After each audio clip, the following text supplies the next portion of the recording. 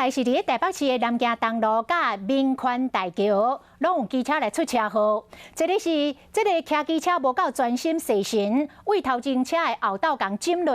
另外一个是日头伤过插目路，偏过正平，共卡到另外一台机车，两个人拢摔甲大空细地。伫民权大桥顶，这个乌托邦向向偏正平。 客到另外一台乌托邦，两人拢摔倒在地。看一个真，这个骑乌托邦人本来是骑好好，唔知什么原因向正平偏过，去到另外一台乌托邦。看到他从摩托车好像电影翻了2圈。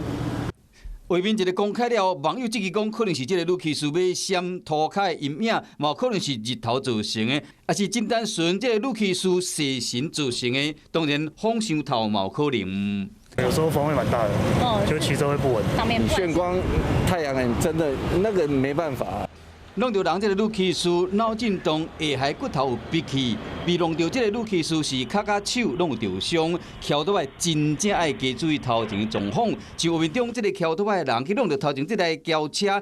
规人伫半空中并一连，才摔落到涂骹。用慢动作搁看一摆，画面搁较清楚。这个骑乌托邦人唔知什么原因，头向边仔偏过，目睭无看头前，这弄到造成车祸。警方呼吁讲，无论是骑乌托邦还是赛车，唔通对伤晚，同时搁注意车头前的情形，避免分心造成车祸，伤到别人嘛，伤到家己。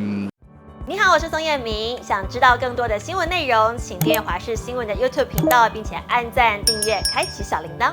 另外，可以上 LINE 贴图小铺来购买华视主播的官方贴图。